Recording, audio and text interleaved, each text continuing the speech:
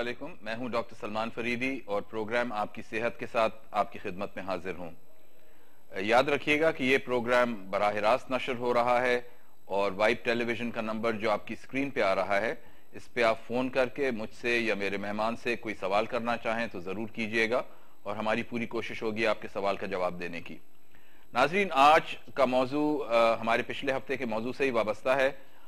ایک بہت اہم چیز، ایک بہت اہم صحت کا پہلو جس سے ہر گھر کسی نہ کسی وقت متاثر ہوتا ہے اور جو ہمارے معاشرے کے اندر اکثر لوگوں کے لیے تکلیف اور نقصان کا باعث بنتا ہے، اور وہ ہے جل جانا۔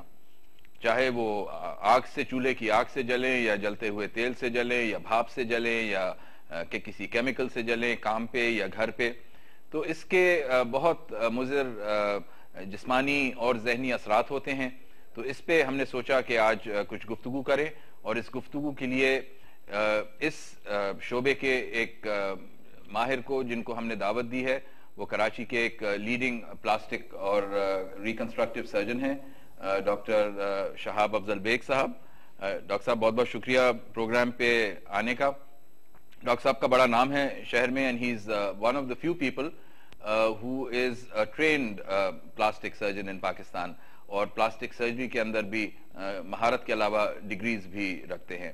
تو ڈاکٹر صاحب، یہ جل جانے کا جو قصہ ہوتا ہے، پچھلے ہفتے بھی کچھ اس پہ آپ سے بات ہو رہی تھی، بڑی تکلیف کا اور بڑی اذیت کا باعث بنتا ہے، اور کچھ ناظرین کے لیے اگر انہوں نے نہ دیکھا ہو، کچھ ذرا ایک دو چیزیں میں دہرانا چاہ رہا تھا۔ جیسے آپ نے کہا کہ اس میں بچے، بوڑھے سبھی متاثر ہوتے ہیں، لیکن زیادہ تر پیشنٹس جو آپ دیکھتے ہیں وہ بچے اور ہاؤس وائفز ہوتے ہیں، اگر ڈومیسٹک برنز ہیں، اور اگر اس کے علاوہ آکیوپیشنل اگر ہیں کہ کسی کو کام کے اوپر کسی چیز سے جسم یا جلد ان کی جل جائے۔ جی ہاں، بالکل۔ اس میں جو ہے وہ ہر قسم کے انسیڈنٹس ہو سکتے ہیں، جیسے کہ کیمیکل برن بھی ہو سکتا ہے، ریڈیشن برن بھی ہو سکتا ہے، اور فلیم برن بھی ہو سکتا ہے۔ کیمیکل برن وہ ہوتا ہے کہ جیسے انڈسٹریز میں ایسڈز، الکلیز اور مختلف قسم کے اس طرح کی چیزیں، تیزاب کے قسم کی استعمال ہوتی ہیں، یا عام بلیچنگ پاؤڈر جو ہوتا ہے، یا عام جو بلیچ ہوتا ہے جس سے کہ یہ سیرامکس واش کرنے کے لیے جو استعمال ہوتا ہے، اس سے بھی بڑے سیریس برنز ہو سکتے ہیں۔ دوسرے یہ ہے کہ ان چیزوں سے ایکسیڈنٹل برنز بھی ہو سکتے ہیں۔ لوگ جو ہیں وہ بلیچ لائے اور اس کو کسی دوسری بوتل میں، کوک کی بوتل میں یا 7 اپ کی بوتل میں ڈال کر کے رکھ دیا، اور چھوٹے بچے آئے، انہوں نے دیکھا کہ یہ پڑا ہوا ہے، تو انہوں نے اٹھا کر کے پینے کی کوشش کی، کوک سمجھ کے اس کو پینے کی کوشش کی۔ اسی طرح سے میٹل انڈسٹری میں جہاں پہ کہ چیزیں جو ہیں وہ 600-700 ڈگری سینٹی گریڈ تک وارم کی جاتی ہیں، معذرت کے ساتھ ہمارے ہاں پروٹیکٹیو گیئر استعمال ہوتا نہیں ہے، اور جو ورکرز ہیں ان کو بغیر کسی پروٹیکٹیو گیئر کے کام کرنا پڑتا ہے۔ ذرا سا بھی چیز کوئی آگے پیچھے ہوتی ہے تو اس کی وجہ سے وہ کانٹیکٹ برن ہو جاتے ہیں۔ تیسرے یہ ہے کہ contrary to what we may believe، جیسے کہ ریڈیشن برن ہے جس کو کہ سن برن بھی کہتے ہیں۔ سن برن جو ہے is more common than we believe، اور لوگ جو ہیں وہ صبح سے شام تک بیچ پہ چلے گئے یا کچھ اور ہو گیا، اور اس کے بعد جو ہے وہ پوری سکن جو ہے وہ سن برن ہو گئی، تو یہ بھی ایک سیریس اور فیٹل سچویشن بن جاتی ہے۔ اسی طرح سے جو ہے جیسے پچھلی دفعہ آپ نے ذکر کیا تھا کہ عام روڈ پہ گاڑی بند ہوئی تو پہلا کام یہ کرتے ہیں کہ ریڈیٹر کھول کر کے دیکھتے ہیں۔ ریڈیٹر کا اس وقت پریشر کافی ہوتا ہے اور پانی سپلیش کرتا ہے، پورا منہ کے اوپر آ جاتا ہے۔ اسی طرح سے چھوٹی چھوٹی چیزیں، گیس لیک ہو رہی ہے، ناقص پائپنگ لگی ہوئی ہے، پلاسٹک کے پائپ لگے ہوئے ہیں جو کہ 1-2 سال میں اس کا جوائنٹس کا سولوشن لوز ہو جاتا ہے، وہاں سے گیس لیک ہونی شروع ہو جاتی ہے، اور ذرا سا بھی فلیم برن ہوا یا ماچس دکھائی اور وہ ایک دم دھماکے سے جو ہے وہ بلاسٹ ہو جاتا ہے اور لوگ جل جاتے ہیں۔ الیکٹرک ورکرز جو کہ مشینری پہ کام کر رہے ہیں یا جو الیکٹرک پولز پہ کام کر رہے ہیں، دے آر آل انپروٹیکٹڈ۔ اس میں 2 چیزیں ہوتی ہیں، ایک تو پول پہ کام کر رہے ہیں، ذرا سا بھی شاک لگا تو وہ ایک ریفلیکس کے طور پہ انہوں نے وڈرا کیا، اور وڈرا کر کے وہ 40 फुट नीचे जमीन के ऊपर गिर गए, तो also along with the burns that they may have, fractures अलग हो जाते हैं और critical injuries जो हैं वो पैदा हो जाती हैं। तो डॉक्टर साहब लेकिन लास्ट टाइम भी हमने काफ़ी जो मुख्तलिफ अक़साम होती हैं बर्न्स की, उस पर भी बात की थी और उसके इलाज पे भी बात की थी। आज अगर ज़रा उससे एक कदम अगर आगे चलें और एक इसके स्लाइटली नए पहलू पे बात करें, और वो ये है कि जब बर्न्स हील हो जाते हैं तो जो उसके निशान रह जाते हैं, जो स्कार रह जाता है, इसका क्या ख़ास तौर पे अगर किसी के चेहरे पे हैं या जिस्म के ऐसे वाज़े हिस्से पे हैं जो बज़ाहिर नज़र आ रहा हो, छुपा हुआ हिस्सा हो तो चले कपड़ों से ढक जाता है, तो और ख़ास तौर पे ख़वातीन वगैरह के सिलसिले में, तो स्कार्स जो होते हैं, बर्न्स के स्कार्स, इसका क्या करते हैं? अगर आप इजाज़त दें तो मैं इसको थोड़ा सा तफसील से इलैबोरेट करूं। इसमें ये होता है कि जैसे बर्न्स हुए और बर्न्स जो हैं वो थोड़े गहरे हैं तो उससे निशान तो पड़ते ही पड़ते हैं। इसके साथ साथ एक और भी बड़ा अहम पहलू है, वो ये है कि अगर बर्न किसी जॉइंट सरफेस पे हुआ है या अक्रॉस ए जॉइंट हुआ है तो आमतौर पर लोग जो हैं या ज़्यादातर लोग जो हैं वो डॉक्टरों से मदद हासिल नहीं करते, वो हकीमों के पास या क्विक्स के पास जाते हैं और क्विक्स उन पर मरहम लगाते रहते हैं। लेकिन क्विक्स को ये आइडिया नहीं है कि जॉइंट का ट्रीटमेंट या हाथ की उंगलियों का ट्रीटमेंट किस तरह से करना चाहिए। डॉक्टर साहब सॉरी, आपको जरा रोकना 1 मिनट करना पड़ेगा, इसलिए कि कॉलर आ गए हैं लाइन पे, तो उनका सवाल ले लेते हैं, फिर उसके बाद अपनी गुफ्तगू जारी रखेंगे। हेलो जी, अस्सलाम वालेकुम। वालेकुम, अपना नाम बताइए और कहाँ से रिंग कर रही हैं? मैं मिसेस तारिक बोल रही हूँ। जी मिसेस तारिक, कहाँ से फोन कर रही हैं?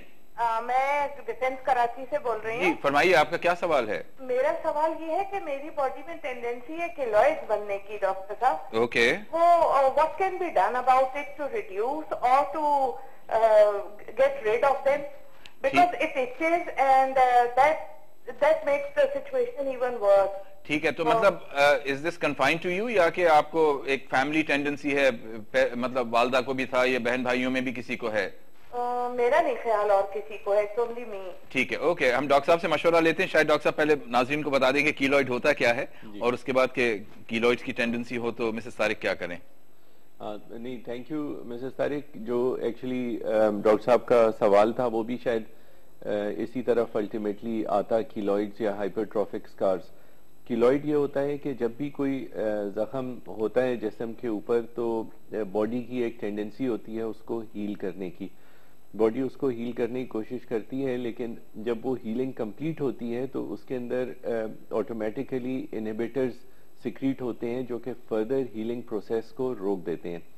लेकिन फॉर वॉट एवर रीजन कुछ सिचुएशंस में या कुछ इंडिविजुअल्स में या कुछ रेसेस में या कुछ जो हैं वो उसमें ख़ास सिचुएशंस में जो एक्सीडेंट की या चोट लगने की सिचुएशन है उसमें ये इनहिबिटरी मैकेनिज्म जो है ये एक्टिवेट नहीं हो पाता, जिसकी वजह से हीलिंग प्रोसेस चलता रहता है और जो भी हील्ड स्कार होता है वो अपने साइज में बड़ा होता रहता है। It's an exaggerated healing response. It is an exaggerated healing response कि मतलब ब्रेक नहीं लगता सही वक्त पे। ब्रेक नहीं लगता, but answering her question precisely, there are several treatments available, but none of the treatments is guaranteed to work. The options may be tried in different individuals. तो बताइएगा जरा हमारे नाज़रीन को कि क्या कर सकेंगे। बिल्कुल, अब इसमें जैसे कुछ जगहें ऐसी होती हैं जैसे मिडल ऑफ द चेस्ट है या जो है शोल्डर्स का एरिया है या नेक के पीछे का हिस्सा है या बाजू के पीछे का हिस्सा है, तो वहां पे आमतौर पे जो प्रोन इंडिविजुअल्स होते हैं उनके हाइपरट्रॉफिक स्कार्स या कीलॉइड बनते हैं। उसका इलाज जो है वो एक सिंपल इलाज ये है कि उसको इंजेक्ट कर दिया जाए स्टेरॉइड्स के साथ, which is effective quite often. दूसरा ये है कि उसको एक्साइज निकाला जाए, निकाल के स्टेरॉइड साथ साथ इंजेक्ट किए जाए। तीसरा ये है कि एक सिलिकॉन जेल ऑइंटमेंट होता है which is also effective in certain individuals. चौथा ये है कि which is a bit sort of tough treatment, वो ये है कि उसको एक्सरसाइज करके और उसकी रेडियोथेरेपी की जाए। ठीक है, तो ये 3-4 मुख्तलिफ किस्में हैं जिससे कीलॉइड स्कार की प्रोडक्शन या उसके साइज को कम किया जाए। आई होप मिसेस तारिक को इससे फायदा हो। एक और कॉलर हमारे लाइन पे हैं, उनका सवाल भी ले लेते हैं। हेलो हेलो हेलो, मेरे ख्याल से शायद लाइन ड्रॉप हो गई होगी। ہم بات کر رہے تھے برنز پہ اور سکارز پہ، اور آپ نے کہا کہ کیلوئڈز بھی گھوم پھر کے ادھر ہی آ جاتے. تو برنز کا جو سکار رہتا ہے، جیسے آپ نے کہا کہ مطلب آپ بات کر رہے تھے کہ برنز کی تھکنس یا کانٹریکچرز کے اوپر، جوائنٹس کے اوپر جو ہوتے ہیں اس کے اوپر. اب اس کے اندر یہ ہوتا ہے کہ دو طرح کے سکارز ہوتے ہیں. اگر ہم کانٹریکچرز کو فی الحال یا ڈیفارمیٹیز کو جو کہ as a result of burns یا ان ایڈیکویٹ ٹریٹمنٹ آف برنز کی وجہ سے جو آہستہ آہستہ ڈیولپ ہوتی ہیں، ان کو اگر ہم چھوڑ دیں اور خالی جو ہے وہ سکارز کی بات کریں جو کہ عام طور پہ ڈی پیگمنٹڈ سکارز ہوتے ہیں. ڈی پیگمنٹڈ سکارز جو ہیں وہ دو وجہوں سے ہو سکتے ہیں. ایک تو یہ ہے کہ اسکن پارشلی ڈیمیجڈ ہے، لیکن in the process it has shocked the melanin producing cells. Shock کا مطلب یہ ہے کہ ان کو جو انیشل ٹراما پہنچا ہے جس کی وجہ سے وہ کچھ عرصے کے لیے میلانین بنانا بند کر دیں گے. میلانین وہ پگمنٹ ہے جس سے جلد کا رنگ آتا ہے، وہ بنانا بند کر دیں گے. وہ پگمنٹ جس سے جلد کا رنگ آتا ہے. تو کچھ عرصے کے بعد اگر وہ ڈیمیج نہیں ہوئے ہیں تو کچھ عرصے کے بعد جب وہ پروسیس یا جو آپ کے جسم کا ریاکشن کا جو پروسیس ہے وہ ختم ہوگا تو وہ آہستہ آہستہ اس فیز سے باہر نکلیں گے. But then it will take 3 to 4 months, maybe 6 months before they actually start functioning normally or about normally. اب وہ جب پگمنٹ بنائیں گے تو آہستہ آہستہ وہ ڈاکٹر صاحب ایک اور کالر لائن پہ آ گئے، سوال لیتے ہیں. ہلو. ہلو، السلام علیکم. جی وعلیکم السلام. اپنا نام بتائیے اور کہاں سے رنگ کر رہی ہیں؟ جی سارا بات کر رہی ہوں ڈیفینس میں. جی جی فرمائیے، کیا سوال ہے آپ کا؟ جی میرا سوال یہ ہے کہ میرا ویٹ، میں بہت اوور ویٹ ہوں اور میری 18 ایئرز ایج ہے. جی جی. مجھے گین کرنے کے لیے کوئی مشورہ چاہیے. I didn't get the کیا پھر question سے بتائیے گا، properly. کیا آپ سوال آپ کا نہیں سنا پوری طرح؟ میں بہت پتلی ہوں. بہت پتلی ہیں؟ نہیں ہوتا ہے. اچھا، ویٹ گین کرنے کے لیے آپ کہہ رہی ہیں؟ جی. اچھا ڈاکٹر صاحب، کچھ آپ کے پاس تو عام طور پہ ویٹ کم کرنے کے لیے لوگ آتے ہیں، آج ویٹ گین کی بات ہو رہی ہے. I think this is probably not related to our topic or to my speciality, and I think we could refer the lady to somebody who specializes in میرا خیال یہ ہے کہ دیکھیں دو تین چیزیں اس میں ہیں کہ ویٹ نہ گین کرنا. اگر پہلی بات تو یہ کہ اگر آپ غذا مناسب کھا رہی ہیں کہ نہیں کھا رہی ہیں، اور اگر آپ غذا مناسب نہیں کھا رہی ہیں تو ہو سکتا ہے کہ غذا کی کمی کی وجہ سے یا غیر مناسب غذا کی وجہ سے آپ ویٹ نہ گین کر سکیں. اگر آپ غذا مناسب لے رہی ہیں اس کے بعد بھی آپ کا وزن نہیں بڑھ رہا ہے تو کچھ کنڈیشنز ایسی ہوتی ہیں، کچھ بنیادی جن کے بنیادی آپ ٹیسٹ کرا لیں. کچھ ایسی کنڈیشنز ہوتی ہیں جس میں کچھ ہارمونات کی کمی ہوتی ہیں یا کچھ اور چیزوں کی کمی ہوتی ہے جسم میں، جس کے وجہ سے ویٹ گین نہیں ہوتا ہے. مثلا اگر کسی کا تھائرائیڈ گلینڈ بہت زیادہ اوور ایکٹیو ہے یا کچھ اور اس قسم کی چیزیں ہوتی ہیں، تو اگر آپ بنیادی ٹیسٹ کرائیں گی، ایک اچھے معالج کو جا کے دکھائیں، وہ آپ کے کچھ بیس لائن ٹیسٹ کر لیں گے دیکھنے کے لیے کہ آپ کا وزن کیوں نہیں چڑھتا ہے اگر آپ مناسب غذا لے رہی ہیں. لیکن سب سے پہلے اپنی غذا کو دیکھیں اور دیکھیں کہ آپ کی غذا صحیح ہے کہ نہیں. ایک اور جو چیز ہوتی ہے وہ یہ بھی ہوتی ہے کہ انسان غذا لیتا ہے لیکن وہ ہضم نہیں ہوتی صحیح طریقے سے یا ایبزارب نہیں ہوتی صحیح طریقے سے، یا جسم اس کو استعمال نہیں کر سکتا، تو میل ایبزارپشن کی کنڈیشن بھی ہو سکتی ہے. تو بہتر یہ ہے کہ آپ کسی اچھے معالج کو دکھائیں اور بنیادی انویسٹیگیشنز کروا لیں. کہ اشارہ مجھے آ رہا ہے کہ ایک اور کالر ہمارے لائن پہ ہیں، ان کا سوال بھی لے لیتے ہیں. ہلو. ہیلو، السلام علیکم. وعلیکم السلام. السلام علیکم ڈاکٹر صاحب. جی آپ کہاں سے رنگ کر رہی ہیں؟ اپنا نام بھی بتائیے. سائلہ بات کر رہی ہوں کراچی سے. جی فرمائیے، کیا سوال ہے آپ کا؟ مجھے پوچھنا تھا ڈاکٹر صاحب سے کہ اگر برن ہو گیا ہے آپ کے گھر میں تو پہلی چیز کیا ہے جو آپ کو کرنی چاہیے امیجیٹلی؟ ٹھیک ہے، اگر برن ہو گیا ہے تو امیجیٹلی کیا کرنا چاہیے؟ Very common concern. I think this is a very common concern and a very good question.